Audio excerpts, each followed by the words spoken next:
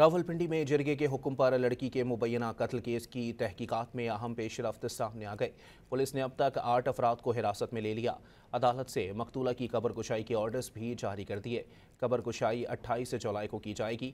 रावलपिंडी की मकामी अदालत ने कब्र कुशाई के लिए 28 जुलाई की सुबह 10 बजे का वक्त मुकर्रर किया है।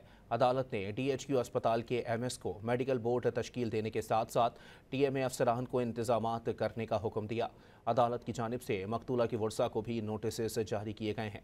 28 जुलाई को मजिस्ट्रेट की मौजूदगी में मकतूला सिदरा का पोस्टमार्टम किया जाएगा। पुलिस ज़राए का कहना है कि रावलपिंडी पुलिस ने गोरकन और रिक्शा ड्राइवर समेत 8 अफराद को हिरासत में ले लिया है, जिनसे तफ्तीश की जा रही है। मकतूला को मुबैना तौर पर जिरगे के हुक्म पर गला घोंट कर कत्ल किया गया था।